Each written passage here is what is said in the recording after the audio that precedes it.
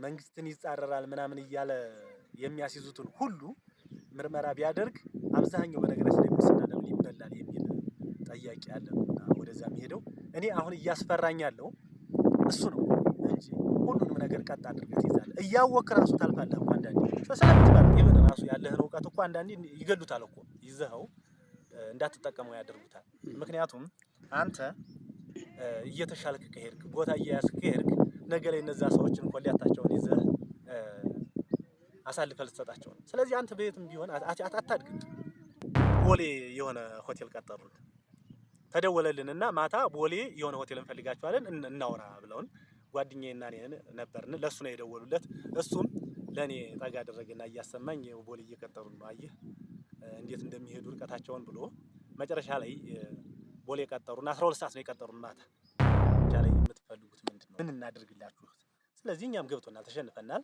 የምትፈልጉት እናድርግና ይሄኛው ሶፍትዌር ባለበት ይቀጥላል። እንደዚህ እንድንሆን ያደረገችን ማን መሰለ? ዳይሬክተራችን ናት። ታደግ ወደቀና ብልጽግና ከመጣ በኋላ ማለት ነው። የው ሰውዬ አሁን ምክትል የቀበሌው ምክትል ሊቀመንበር ነው መጣ። ከዛ ይሄ ሰውዬ አሁን ለውጥ መጣ አለና ጥያቄዎችን መጠየቅ ጀመረ። በተለይ የህወሓት ጦርነት አካባቢ ሊጀምር ሲል ልክ እሱ እንደጀመረ ምን አለ? የህወሓት ደጋፊ ነው ዘራቸውም ትግሬ ነው ምናምን ብሎ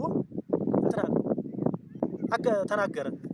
አሁን ይሄ ሰውዬ ተከርብቶ ይሄን ሰውዬ ሁለተኛ ከሰሰው። አሁን ይሄ ሰውዬ ሀገር እየጠቀመ ነው፣ ሀገር እየጠቀመ ነው።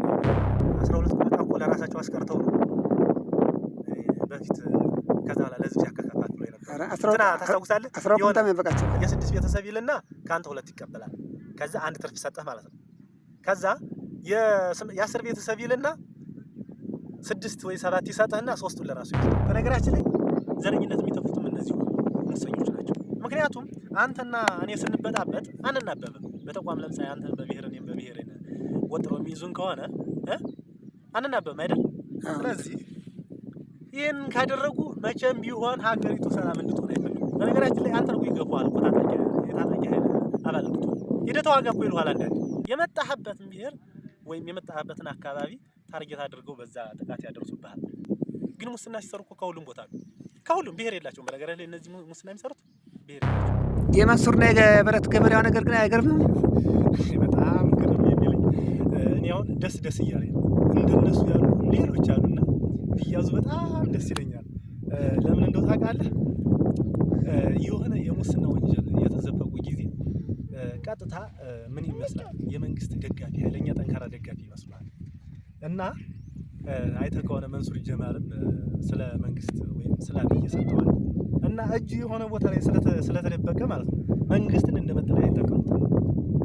ማንኛውም ሙስና የሰራ ሰው እይብኝ ማለት ነው ከመንግስት እጅና ጓንት ላይ ነው የሚለው።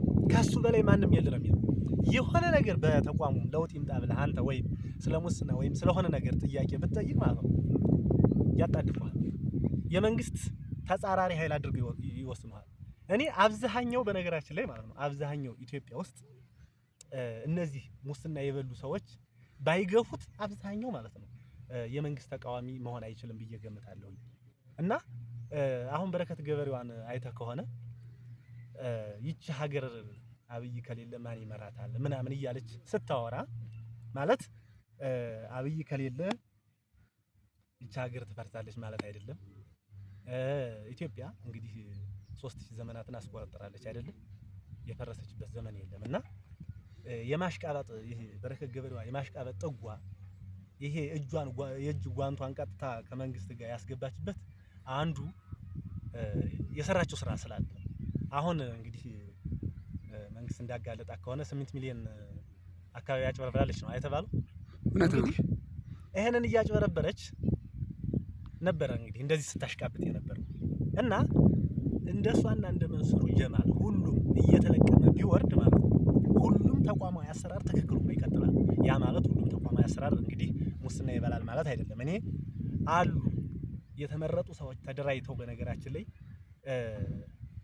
ጥሩ ሰራተኛ የሆነ ስለ ሙስና የምትዋጋ ከሆነ አንተን የመንግስት ጠላት አድርገው በቃ ከእንትን ውጭ አድርጓል፣ ከስርዓቱ ውጭ አድርጓል። ከዛ አንተ መጨረሻ ላይ በጣም የሚያናድደው ጉዳይ አንተ ለሀገር ብለህ ሁሉን ነገር ስትጠይቅ፣ ሁሉን ነገር ለመስራት ስትጥር፣ ስትታተር የሆነ ነገር ለመስራት አይዝም ብለህ ስትጠይቅ በቃ አንተ የመንግስት ጠላት አድርገው ይፈርጁሃል። ከዛ በኋላ በነገራችን ላይ ሊያስይዙ ይችላሉ። ምንም አታውቀውም አይደል? መንግስት ይህንን ሀሳብ ከቀጠለ ሙሰኞችን እያጠናጠነ የሚወስድ ከሆነ ሀገራችን ትለወጣለች። በየተቋሙ አንድ ሰው በትንሹ አይጠፋም ሙስና የሚያጋልጥ ማለት ነው። ስለዚህ እያንጠለጠለ ከወሰደ ተቋም ንጹህ የሆነ ማንኛውም ሰራተኛ ያለውን እውቀትና ክህሎት ተጠቅሞ ለሀገር አስተዋጽኦ ያደርጋል። እነዚህ ሙሰኞች ካሉ በነገራችን ላይ ማለት ነው የሆነ ማስተር ኖሮት አንድ ተቋም ውስጥ ማለት ነው ማስተር ኖሮት ወይም ፒኤችዲ ምንም ዲግሪ የሚኖረው አንድ 8ኛ ክፍል ሆኖት ካድሬ ካለ በተቋሙ ማለት ነው እሱ ነው የሚዘውረው። በቃ እሱ ይዘውራል። ፓርቲ ይሆናል። እጁን ያስገባና ከማንኛውም ከዛ አንተ ይዘውራል። ከዛስ አንተ አገር ሰላም ነው ብለህ ሰላማዊ ጥያቄ ስትጠይቅ ያዞር እናንተን ጠምዝዞ ይሰጥሃል። ምክንያቱም ነገ እኔን ያጋልጠኛል ብሎ ነው የሚፈራው። ነገ እኔን ያጋልጠኛል ብሎ ስለሚፈራ በዛ ምክንያት የተደራጀ ወይም ይሄ ምንድነው ከጽንፈኛ ጋር ትብብር ያለው ብሎ ያስይዝሃል። ምንም አንተ በማታውቀው ኮሌታህን አንጠልጥሎ ሊወስድ ይችላል። አሁን እያስፈራኝ ያለው በነፃነት መናገር ይሄ ነው። ምክንያቱም እነዚህ ሰዎች በነገር ላይ መንግስት እንዳይሆን የሚያደርጉት እነዚህ ካድሬዎች ናቸው። ለሀገራቸው አይጠቅሙም። ለራሳቸው ይጠቀሙና ለራሳቸው እንደፈለጉ ያደርጉና እነሱ ምንድነው የሚሰሩት? ምላሳቸውን ብቻ ነው። በነገራችን ላይ ሶሻል ሚዲያም ወጥተው ምንም ወጥተው መንግስታችን ችግር አለበት። የሆነ ነገር መጥቶ እኮ ለምሳሌ በሆነ ተደራጅተህም ይሁን የሆነ በመንግስት የሚሰጥ ነገር የመንግስት አገልግሎት ለአንተ የሚሰጥ ከሆነ እኮ አንተ እኮ ኖርማል ሆነ አታገኝም። ወይ የካድሬው ጥሩ ወሳኝ ጓደኛ የቅርብ ሰው መሆን አለብህ፣ ወይ ዘመድ መሆን አለብህ፣ ወይም ደግሞ የሆነ ነገር መስጠት አለብህ። ስለዚህ አንተ አታገኝም። በቃ 4 ዓመት የሚኖር 37 ዓመት የሚኖር ሰው እስከሌላ አታገኝም። ተበዳይ ጥፋተኛ ሳይሆን ራሱን እንደ ጥፋተኛ አድርጎ ወይም በሆነ ቦታ ላይ ዝም ብለህ ትቀመጣለህ። በእነዚህ ሰው የተነሳ ደግሞ ጠንካራ አመራር ያለበት ከሆነ ደግሞ ተቋሙም ያድጋል።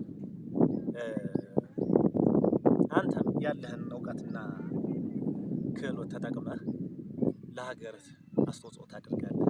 ይብን ራሱ ያለህን እውቀት እኮ አንዳንዴ ይገሉታል እኮ ይዘኸው እንዳትጠቀመው ያደርጉታል።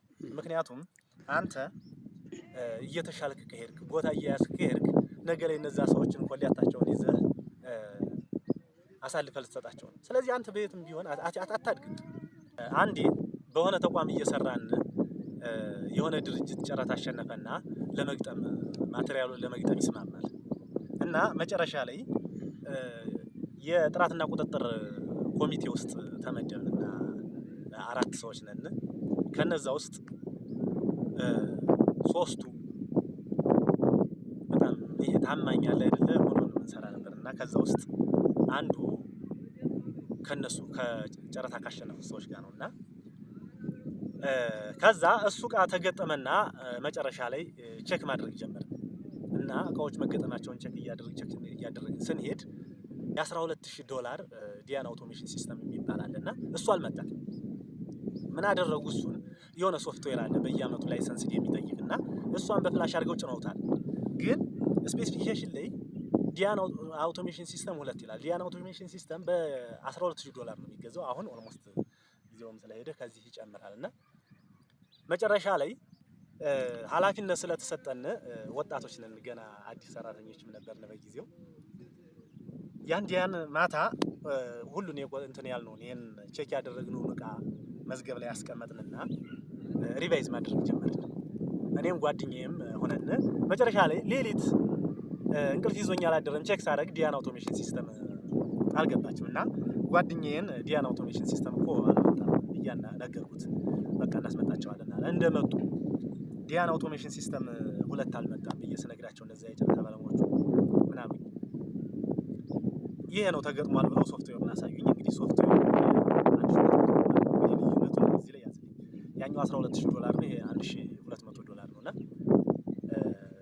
መጨረሻ ላይ ይሄ ላይሰንስ በየአመቱ ነው የሚጠይቀው። ሲቀጥል ደግሞ ይሄ ሶፍትዌር ነው። ሃርድዌሩ ከሶፍትዌር ጋር ኢንተግሬትድ የሆነ ነውና ላይሰንስ ላይ አይጠይቅም። እና መጨረሻ ላይ ይሄኛው ሃርድዌር ነው፣ ይሄ እናንተ የጫናችሁ ሶፍትዌር ነው። ስለዚህ ራሱን የቻለ እቃ ነው ምናምን ስል ምንም አታውቅም አንተ ምን ታውቃለህ አታውቅም አለኝና አለማወቄን መጨረሻ ላይ ያሳያለሁ አልኩት። ጓደኛዬ በተመሳሳይ አልመጣም ሲል እናንተ አታውቁም አሉ። እና በጊዜው ዳይሬክተራችን በጣም የምትገርም ሴት ነበረች። የምትገርም እኔ እስካሁን እንደ እንትን ነው የምወስዳት፣ ምንድነው ይሄ እንደ ሮል ሞዴል ነው የምወስዳት። እና በዛን ሰዓት መተው ትችላለች ማለት $2000 $2000 ቢሰጧት መተው ትችላለች። ግን እናንተ በርቱልኝ እንጂ ልጆቼ ይሄ አይቀርም አለችን። እኛም ያንን ዲያና አውቶሜሽን ሲስተም እንዲመጣ ወጥረን ጠየቅን። መጨረሻ ላይ ከአይቲ ዳይሬክተሮች ቡድን ተዋቀረና መተው ቼክ ሲያደርጉ ዲያና አውቶሜሽን ሲስተም የሚባለው እንዳልመጣ እርግጠኛ ሆኑና መጨረሻ ላይ አምጡ ተባሉና እሱ ከመሆኑ በፊት ምን አሉን? ቦሌ የሆነ ሆቴል ቀጠሩን። ተደወለልንና ማታ ቦሌ የሆነ ሆቴል እንፈልጋቸዋለን እናውራ ብለውን ጓደኛዬና እኔ ነበርን። ለሱ ነው የደወሉለት። እሱም ለኔ ጠጋ አደረገና እያሰማኝ ቦሌ እየቀጠሩን ነው አየህ እንዴት እንደሚሄዱ ርቀታቸውን ብሎ መጨረሻ ላይ ቦሌ ቀጠሩን። 12 ሰዓት ነው የቀጠሩን ማታ። ከዛ እኛም ሳንሄድ ቀረን። ያው እንሰጣችኋለን ምናምን አላሉ፣ ግን ያው ሲቀጥሩን የሆነ ነገር እንዳለው ነው የገባን። ከዛ መጨረሻ ላይ 12 ሰዓት እንድትገቡ ስራና በጧት እንድናገኛችሁ አሉን። እኛም 12 ሰዓት አልገባንም። የሆነ ሰርቪስ ይዞን የሚሄደው 1 ሰዓት አካባቢ ገባን። 1 ሰዓት ስንገባ ራሱ ገብቶ መጣና መጨረሻ ላይ የምትፈልጉት ምንድነው ማለት ምን እናድርግላችሁ?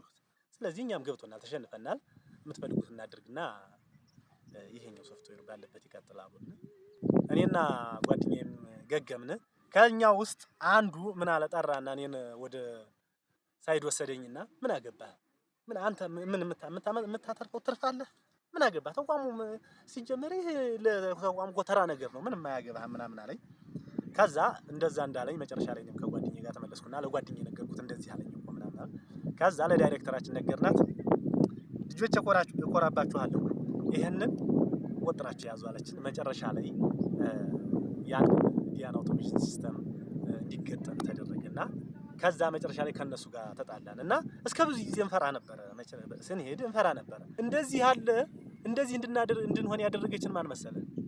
ዳይሬክተራችን ናት። ዳይሬክተራችን ብትተውን እናመጣው ነበር እንዴ?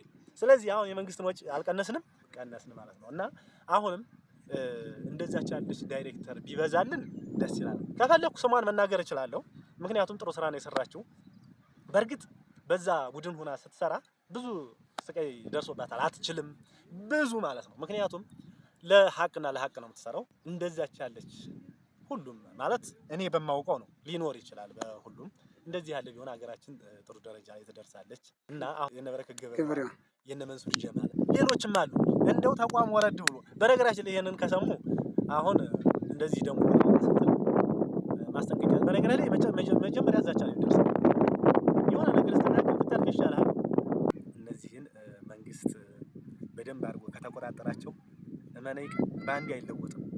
ቀስ በቀስ ግን እንግዲህ ይህንን ለማድረግ ደግሞ ወጣቱ በነገራችን ላይ ሰልችቶታል። ዘረኝነቱ ሰልችቶታል። ይሄ ሙስናው ሰልችቶታል። ሁሉም ነገር ሰልችቶታል። መንግስት ከጎኑ ቢቆም እነዚህን አስወግዶ ለመጣል በአንድ ጊዜ ባይሳካለትም ቀስ በቀስ መጥቶ እንደሚጥላቸው እርግጠኛ ነኝ። ካስታወስክ እንትና የሚባል ታውቃለህ? ክፍለ ሀገር የሆነ ምክትል ሊቀመንበር አለና አጎቴን በኢህአዴግ ጊዜ የግንቦት ሰባት ደጋፊ ነህ፣ ለምን እንደዚህ እንደሚለው ታውቃለህ? ማዳበሪያ ለምን እኩል አይደርሰንም ብሎ ይጠይቃል። እና ምን ጊዜም ስለ ማዳበሪያ ስለ እንትንም ምንድነው ይሄ ሄክታር ይለካ የለ የእርሻ መሬት ምናምን ለምንድን ነው ሁሉንም እኩል ማትለኩት እያለ ሲያጨናንቀው ምን አለ? የግንቦት ሰባት ደጋፊ ነህ አለው። እና እስከ ብዙ ጊዜ የግንቦት ደጋፊ ነው እያለ ለወረዳ ከዞን የሚመጡት በቃ ተጽዕኖ አሳድረበት እና መጨረሻ ላይ ሰውየው አሁን ዘግቶ መቀመጥ ጀመረ። ልጆችን ላሳድግበት አለ። ከዛ ኢህአዴግ ወደቀና ብልጽግና ከመጣ በኋላ ማለት ነው የው ሰውዬ አሁን ምክትል የቀበሌው ምክትል ሊቀመንበር ነው መጣ። ከዛ ይሄ ሰውዬ አሁን ለውጥ መጣ አለና ጥያቄዎችን መጠየቅ ጀመረ። በተለይ የህወሓት ጦርነት አካባቢ ሊጀምር ሲል ልክ እሱ እንደጀመረ ምን አለ የህወሓት ደጋፊ ነው ዘሩም ከዘራቸውም ትግሬ ነው ምናምን ብሎ ተናገረ። አሁን ይሄ ሰውዬ ተከርብቶ ይሄን ሰውዬ ሁለተኛ ከሰሰው። አሁን ይሄ ሰውዬ ሀገር እየጠቀመ ነው ሀገር እየጠቀመ ነው የሚለው የታወቀ ነው። እያወደመ ነው ያለው እና እንደዚህ ያሉ አሉ። እንትን እርዳታ ክፍለ ሀገር ሲሰጣ ታውቃለህ? እርዳታ ሲሰጣ 12 ቁምጣ እኮ ለራሳቸው አስቀርተው ነው በፊት ከዛ በኋላ ለዚህ ያከፋፍሉ የነበረ እንትና ታስታውሳለህ? የሆነ ጊዜ ላይ እንትና የሚባል አለ እኛ ጋር ስሙን መጥራት አልፈልግም። ጥራው ካላችሁኝ እጠራዋለሁ። እና ይሄ የአሜሪካ ዩኤስኤ ዘይት የሚለው የቆርቆሮ ዘይት እና በስንት ልጁን መዘገበው መሰለህ? በ6 ቤተሰብ መዘገበው። ልጁ የተመዘገበው በ3 ነው። ስለዚህ በ6 ቤተሰብ የ4 ቤተሰብ ሊሰጠው አይደለም የ4 ቤተሰብ ሊሰጠው 2ቱን ራሱ ሊወስድ ከዛ እንደዚህ እያደረገ ከሰዎች ይመዘግባል። የ6 ቤተሰብ ይልና ካንተ 2 ይቀበላል። ከዛ አንድ ትርፍ ሰጠህ ማለት ነው። ከዛ የ10 ቤተሰብ ይልና 6 ወይ 7 ይሰጥህና 3ቱን ለራሱ ይወስዳል። እና መጨረሻ ላይ ያ ልጅ በ6 መዝግበኛል እኔ ምን አገባኝ ብሎ ከደውና እስቲል እስካሁን ድረስ ጸብ ናቸው። እና ይህ አሰራር እስካልተወገደ ድረስ እንዴት ነው አሁን እንትን ሀገር ልታድግ የምትችለው? አሁን መንግስት ቢለፋ ቢጥር በነገራችን ላይ እንዲህ ያሉ ሙሰኞችን ወጣትን ይዞ ካልታገለ በቀር ሀገር ዘረኝነት የሚተፉትም እነዚህ ሙሰኞች ናቸው። ምክንያቱም አንተና እኔ ስንበጣበጥ አንናበብም። በተቋም ለምሳሌ አንተ በብሔር እኔም በብሔር ወጥሮ የሚይዙን ከሆነ አንናበብም አይደል? ስለዚህ ይህን ካደረጉ መቼም ቢሆን ሀገሪቱ ሰላም እንድትሆን አይፈልጉም። ገፍተው አንተን የመንግስት ኃይለኛ ተጻራሪ እንድትሆን ያደርጉሃል። በነፃነት እንዳንሰራ ያደረገ በአንዳንድ የሀገሪቱ ክፍል ታጣቂዎች አሉ አይደለም? በእነሱ ስም አሳበው አንተን ይከሱሃል። ስለዚህ አንተ ሙስናንም እንዳታጋልጥ ምንም እንዳታጋልጥ በዚህ ያስሩሃል። የመጣህበትን ብሔር ወይም የመጣህበትን አካባቢ ታርጌት አድርገው በዛ ጥቃት ያደርሱብሃል። ግን ሙስና ሲሰሩ እኮ ከሁሉም ቦታ ነው። ከሁሉም ብሔር የላቸውም። በነገራችን ላይ እነዚህ ሙስና የሚሰሩት ብሔር የላቸውም። እና ይህን በደንብ መፍታት የሚቻል ከሆነ መንግስት በደንብ ተከታትሎ የሚቀጣ ከሆነ ቀስ በቀስ የኢትዮጵያ ሙስና የበሉ ሰዎች ይወገዳሉ። ለዚህ ነው አብዛኛው በነገራችን ላይ ይሄ የሀብታሞችና የድሆች መጠን በጣም ተለያይቷል አይደለም? የድሆች ቁጥር ሀብታሞች በጣም ትንሽ ናቸው፣ ድሆች በጣም በቃ እነዚህ ሰዎች ከነዛ ሙሰኞች ጋር ይገናኙና እንግዲህ ሀብታሞች ስል ሁሉንም አይደለም ሰሌክት የሆኑ ማለት አንዳንድ ሀብታሞች ከነዚህ ጋር ይገናኙና ይችን ሀገር በደንብ አድርገው ይበሏታል። ከዛ በኋላስ ለምሳሌ አሁን ይሄ ሴፍቲኔት ምናምን ፕሮግራም ክፍለ ሀገር ላይ ይላካል አይደለም? በነገራችን ላይ በትክክል እኮ አይደርስም እኮ ክፍለ ሀገር በትክክል ለደው እኮ አይደርስም። ስትመዘገብ እኮ በነገራችን ላይ ሰው ያስፈልጋል አይደለም?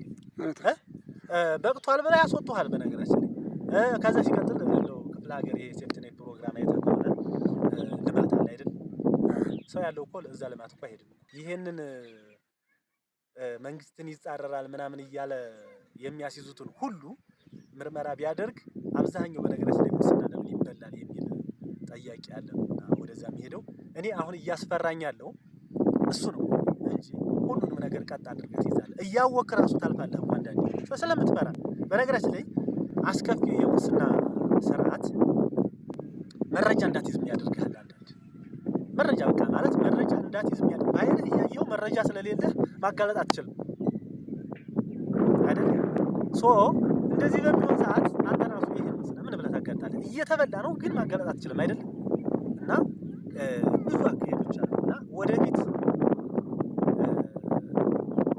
በዚህ የሚቀጥል ከሆነ እንደነሱ ገበሬው እንደገና ደግሞ ይሄ ምንድነው ይሄ ማዳበሪያ የሆነ ጊዜ ላይ አግሪካልቸራል ሚኒስተር መሰለኝ ነው ብቻ የሆነ ጊዜ ላይ ብዙ ሰዎች ተይዘዋል። እንደነሱ እየመነጠረ ግን ደግሞ ምህረት ሳያደርግ እነዚሁን ትክክለኛ እርምጃ የሚወሰድባቸው ከሆነ ቀስ በቀስ ይጠፋል። በነገራችን ላይ ሀገርም ቀስ በቀስ ነው የምታድገው። ውድቀት በአንዴ ሊመጣ ይችላል። ውድቀት በእርግጥ በአንዴ አይመጣም። ቀስ በቀስ ነው እየወደቀ የሚሄደው። እድገትም በተመሳሳይ ቀስ በቀስ ነው እያደገ የሚሄደው። ስለዚህ እንደው እኔ አንዳንዴ ምን እላለሁ መሰለህ እንደ ቻይና ያለ ህግ በኖረን እንላለን።